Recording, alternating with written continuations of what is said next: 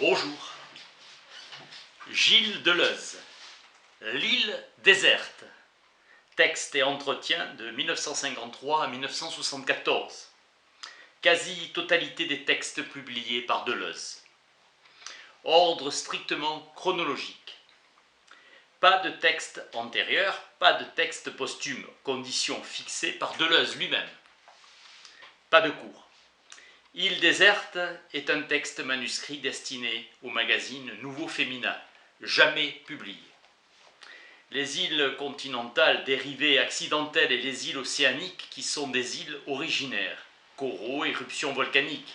La Terre rassemble ses forces pour crever la surface.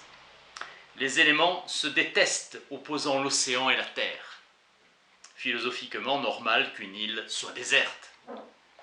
L'homme ne vivant qu'en sécurité sur une terre conquise, l'homme ne peut vivre sur une île qu'en oubliant ce qu'elle représente, Angleterre. Rêver des îles, c'est rêver qu'on repart à zéro, qu'on recommence.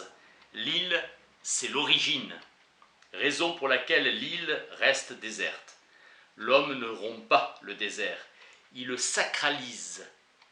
L'homme, pure conscience de l'île.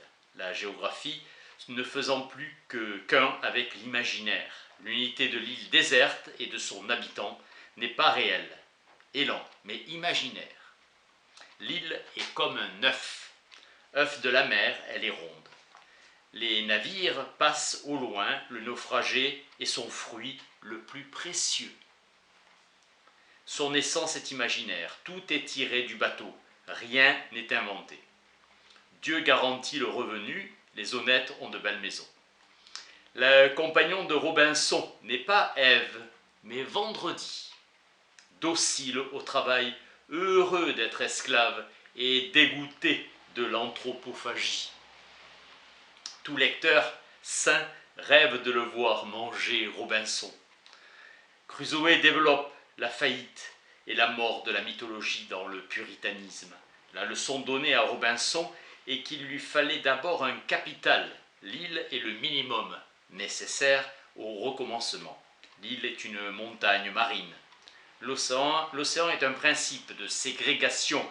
Île sainte, communauté exclusivement féminine. Circé et Calypso. Idéal du commencement qui précède le commencement lui-même. L'île déserte est la matière de cet immémorial ou ce plus profond. La philosophie doit être ontologie, elle ne peut pas être autre chose, mais il n'y a pas d'ontologie de l'essence. Il y a d'ontologie que du sens. L'anthropologie veut être un discours sur l'homme. La pensée se pose comme présupposée. Kant l'a admirablement vu. Il y a de l'orgueil à se prendre pour Dieu et à se donner le savoir absolu. 3 moments de la logique selon Hippolyte, l'être, l'essence et le concept. La tyrannie est un régime où il y a beaucoup de lois et peu d'institutions. La démocratie, un régime avec beaucoup d'institutions et très peu de lois. Toute institution impose à notre corps une série de modèles. Dans l'évolution créatrice, Henri Bergson développe le concept d'élan vital. L'être est un mauvais concept tant qu'il sert à opposer tout ce qui est au néant.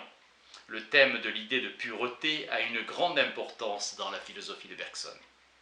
L'essence d'une tendance est de se développer en forme de gerbe, créant par le seul fait de sa croissance des directions divergentes. L'élan vital est la durée qui se différencie. La durée est coexistence de soi avec soi. Le présent est le degré le plus contracté du passé coexistant. La durée est à chaque instant ce qui se différencie. La métaphysique ne retient guère que des différences d'intensité. Idée d'un bien transcendant qui peut guider nos choix. Bergson prête à la durée le curieux pouvoir de s'englober elle-même, caractère toujours imprévisible des formes vivantes, processus de différenciation. La dichotomie est la loi de la vie. Selon Hegel, la chose diffère avec soi, car elle diffère d'abord avec tout ce qui n'est pas elle. Les étudiants n'écoutent bien leurs professeurs que quand ils ont aussi d'autres maîtres. Sartre s'adresse aux autres de leur point de vue de liberté, principe de finalité chez Platon. Seul le bien rend compte de la différence de la chose. Chez Bergson, et grâce à la notion de virtuel, la chose diffère avec soi d'abord immédiatement, parvenir à la conception d'une différence sans négation. Sujet-objet, corps-esprit, affaire de degré, la durée et la différence avec soi, coexistence du passé et du présent, thème essentiel du bergsonisme. Sa philosophie s'achève dans une cosmologie où tout est changement de tension et d'énergie et rien d'autre. Il faut chercher la liberté dans une certaine nuance ou qualité de l'action. Le bergsonisme est une philosophie de réalisation de différence. Le rêve amoureux de Rousseau est de retrouver les figures d'une trinité perdue, le mal dans la société moderne, de l'homme qui est devenu bourgeois animé par l'argent. Dans l'intérêt pratique de Kant, la raison devient législatrice. Tout accord des facultés définit un sens commun en analysant le jugement esthétique du spectateur. Kant découvre le libre accord de l'imagination et de l'entendement comme un fond de l'âme. Le plaisir est engendré dans la douleur, l'accord est sans but. La nature n'obéit qu'à ses propres lois mécaniques, tandis que nos facultés obéissent à leurs lois spécifiques. Le génie donne un principe génétique aux facultés par rapport à l'œuvre d'art. Le génie est un favori de la nature, et il en paraît rarement. Le sublime est l'accord de la raison à l'imagination. Chez les auteurs modernes, la prophétie est et doit être dépassée. Tristesse des générations sans maître, seulement des professeurs publics, différents des penseurs privés. Même la Sorbonne a besoin d'une anti-Sorbonne. Nietzsche avait cessé d'être professeur pour devenir un penseur privé. Sartre aussi, solitude et agitation, ils surgissent dans un certain désordre du monde. Un écrivain, disait Sartre, doit écrire pour un public qui ait la liberté de tout changer. Suppression des classes, abolition de toute dictature, solitude de ceux qui cherchent un maître. L'œuvre de Sartre est une réaction au monde bourgeois tel qu'il est mis en question par le communisme.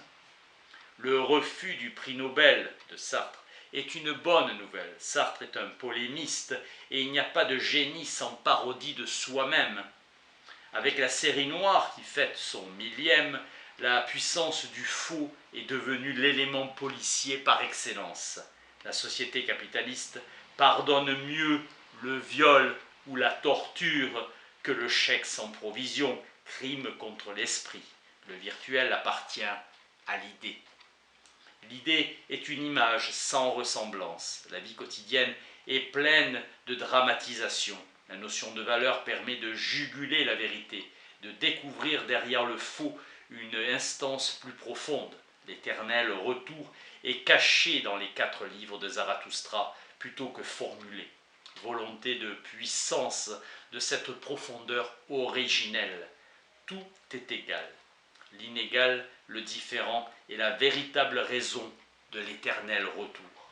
Nietzsche met en question le concept de vérité et il nie que le vrai puisse être l'élément du langage. La philosophie doit créer les modes de pensée de ce que signifie penser. La philosophie est inséparable d'une critique. Kant est l'incarnation parfaite de la fausse critique. La maladie des gens, c'est qu'ils ne savent plus rien admirer. Ce sont les imperfections de l'homme qu'on attribue à Dieu en se contentant de les élever à l'infini. Guéroult. L'ambition scientifique du structuralisme n'est pas quantitative, mais topologique et relationnelle. Lévi-Strauss pose constamment le principe. Les structures sont inconscientes. On ne peut retrouver les structures qu'à partir de ces effets. La critique structurale a pour objet de déterminer dans le langage les virtualités qui persistent à l'œuvre. Spinoza dit que la puissance de Dieu est son essence même, c'est-à-dire la puissance est le propre inséparable de l'essence. La puissance n'est rien d'autre que l'essence. Dieu n'a pas d'autre puissance que son essence. Il n'agit et ne produit que par son essence et non par un entendement et une volonté. Il est donc cause de toute chose au même sens que cause de soi, la notion de puissance exprimant précisément l'identité de la cause de toute chose avec la cause de soi. Les produits ou effets de Dieu sont des propriétés qui découlent de l'essence, mais qui sont nécessairement produits dans les attributs constitutifs de cette essence. Ce sont donc des modes. Dieu produit une infinité de choses en une infinité de modes. Concevoir des possibles est exclu de Dieu, autant que réaliser des contingents. Le mode est un effet. Rationalisme absolu est pour le spinozisme le premier article de foi, en affirmant la totale intelligibilité pour l'homme de l'essence de Dieu et des choses. Spinoza a parfaitement conscience de s'opposer à Descartes. La causa sui anime tout le thème de la puissance, la substance elle-même. La chose se cause elle-même après avoir procédé à la genèse de son essence. La prison est le seul endroit où le pouvoir peut se manifester à l'état dans sa dimension la plus excessive, à l'état nu dans sa dimension la plus excessive, et se justifie comme pouvoir moral. Désarroi de Deleuze et Guattari devant la tournure qu'avaient prise les événements de mai 1968. Notre conscience politique est née après la libération et sa mythologie conjuratoire du fascisme. La peur des lendemains qui chante avec un hymne nouvelle mouture fasciste et faire regretter le bon vieux temps. Le désir ne dépend pas d'un manque. Le désir produit la psychanalyse traditionnelle, a tout renversé sur une sorte de théâtre.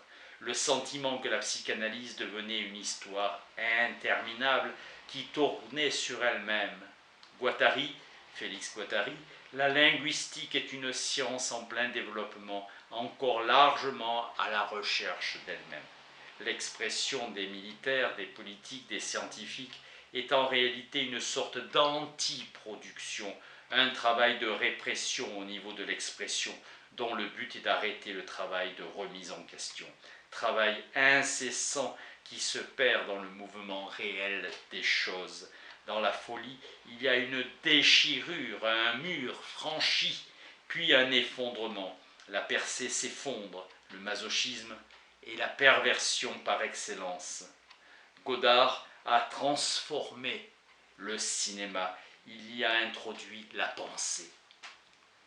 Bénichou, la déviation sexuelle proprement dite est le seul domaine où s'instaure une relation directe.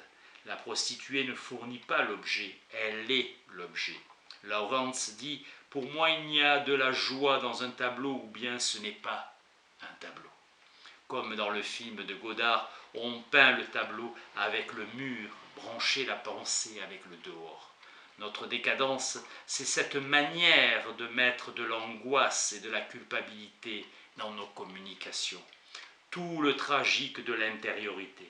Face à l'ignoble, Nietzsche, cela le fait rire.